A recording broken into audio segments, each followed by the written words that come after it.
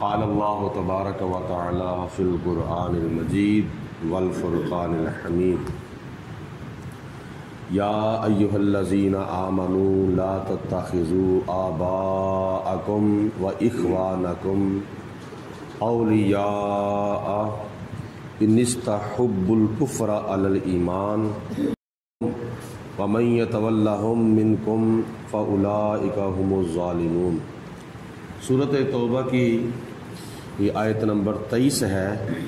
جس میں اللہ تعالیٰ نے ارشاد فرمایا، اے ایمان والو، لا تتخذوا آباءکم و اخوانکم اولیاء، اپنے باپ دادا کو اور اپنے بھائیوں کو دوست نہ بناؤ۔ ان استحبوا الکفر علی الایمان، اگر تمہارے باپ دادا اور تمہارے بھائی ایمان کے اوپر کفر کو اگر ترجیح دیں تو ایسی صورت میں اپنے باپ دادا کو اور اپنے بھائیوں کو اپنا دوست مت بناؤ، یعنی ان کے ساتھ کسی قسم کے تعلقات بھی نہ رکھو، ہر قسم کے تعلقات ان سے منقطع کر دو، اس لیے کہ انہوں نے ایمان کے اوپر کفر کو ترجیح دی ہے، یعنی ایمان ضائع کر دیا ہے اور کفر اختیار کر لیا ہے، تو کفر کی وجہ سے ان کے ساتھ کسی قسم کا بھی تعلق رکھنے کا حکم نہیں ہے۔ باپ دادا سے مراد یعنی اوپر والے جتنے بھی رشتے ہیں،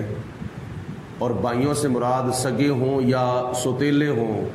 دور کے بھائی ہوں یا نزدیک کے بھائی ہوں، برادری بھائی ہوں یا حسبی نسبی بھائی ہوں۔ اللہ پاک نے ارشاد فرمایا کہ اگر وہ ایمان کے اوپر کفر کو ترجیح دیتے ہیں تو ان کے ساتھ اپنے ہر قسم کے تعلقات منقطع کر دو۔ وَمَن يَتَوَلَّهُم مِّنكُمْ، اور جو کوئی اس حکم سے منہ پھیرے گا، یعنی جو کوئی ایسے بھائیوں کو اور ایسے اپنے آباء و اجداد کے ساتھ تعلق رکھے گا، فَأُولَئِكَ هُمُ الظَّالِمُونَ، تو یہ لوگ ظلم کرنے والے ہیں، حد سے بڑھنے والے ہیں۔ حدیث پاک میں آتا ہے، نبی کریم علیہ الصلوۃ والسلام نے ارشاد فرمایا، حضرت ابو ہریرہ رضی اللہ تعالیٰ عنہ روایت کرتے ہیں کہ نبی پاک علیہ السلام نے فرمایا کہ بد مذہبوں کو اپنے سے دور رکھو اور اپنے آپ کو ان سے دور رکھو،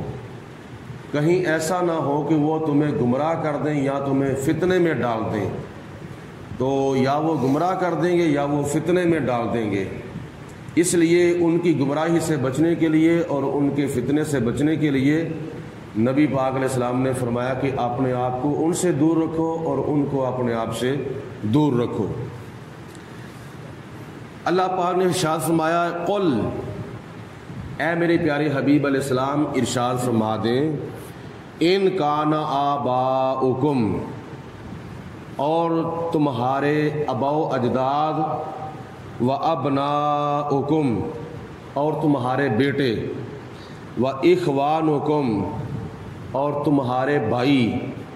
و ازواجکم، اور تمہاری بیویاں، و عشیراتکم، اور تمہارے خاندانی رشتہ دار، و اموال نقترفتموہا، اور تمہارا کمایا ہوا مال،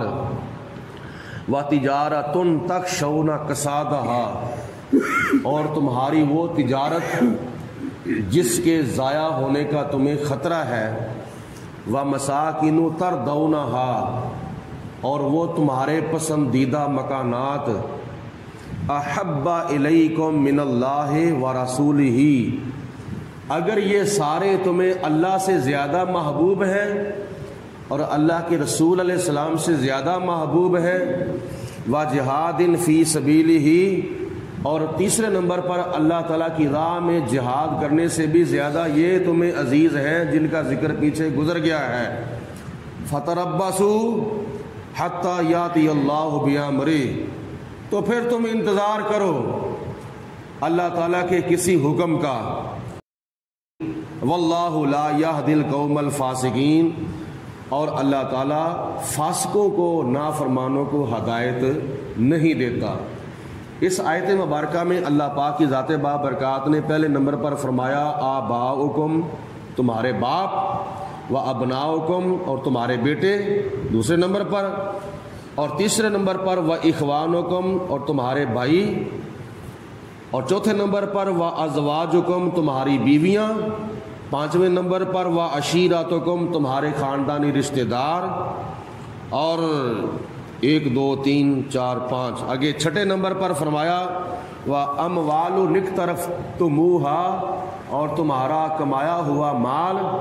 ساتویں نمبر پر و تجارت تخشون کسادہا، اور وہ تمہاری تجارت جس کے ضائع ہونے کا تمہیں خدشہ ہے، آٹھویں نمبر پر و مساکین ترضونہا، اور تمہارے پسندیدہ مکانات۔ یہ 8 چیزیں اگر تمہیں اللہ سے زیادہ پسند ہیں،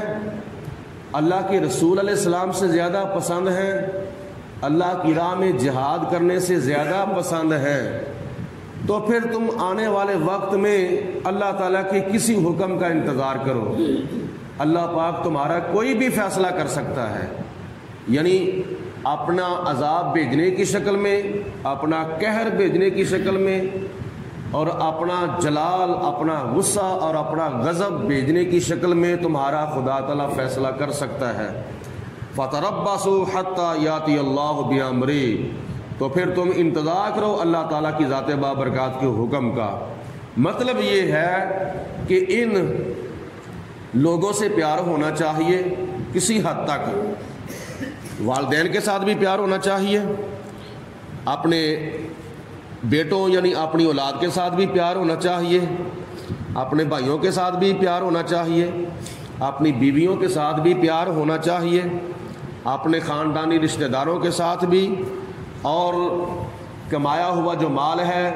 اس کو بھی ضائع نہیں کرنا چاہیے، بلکہ جائز کاموں پر خرچ کرنا چاہیے، اس کے نقصان سے بھی بچنا چاہیے، اور اپنی تجارت کی بھی حفاظت کرنی چاہیے۔ تجارت کرنا چونکہ نبی پاک علیہ السلام کا پسندیدہ پیشہ ہے اور حضور کی سنت ہے، اور جو مکان بنائے ہیں ان کی بھی رکھوالی اور حفاظت اور نگہبانی کرنی چاہیے، لیکن کسی حد تک اتنا زیادہ ان چیزوں سے پیار نہیں کرنا چاہیے کہ اللہ کا پیار بھی پیچھے رہ جائے، اللہ کے رسول کا پیار بھی پیچھے رہ جائے، اللہ تعالیٰ کی راہ میں جہاد کرنے سے پیار بھی پیچھے رہ جائے۔ یعنی ان 8 چیزوں کو اگلی 3 چیزوں کے اوپر اگر کوئی بندہ ترجیح دے گا تو پھر اللہ پاک ناراض ہو جائے گا، اللہ تعالیٰ کا غضب آئے گا۔ ہاں، اگر اللہ سے زیادہ محبت ہو، ان سے بڑھ کر اللہ کے رسول سے زیادہ محبت ہو، اور اللہ کی راہ میں جہاد کرنے سے زیادہ محبت ہو، تو یہ ایمان کی نشانی ہے، اور یہ ایمان کا مزہ ہے، اور یہ ایمان کی کیفیت ہے۔ ساری آیت مبارکہ کا خلاصہ اللہ پاک کی ذات بابرکات کے پیارے حبیب علیہ السلام نے ایک حدیث پاک میں بیان فرما دیا۔ بخاری شریف کی حدیث پاک میں آتا ہے، نبی کریم علیہ الصلوۃ والسلام نے ارشاد فرمایا لا یؤمن احدکم حتی اکون احب الیہ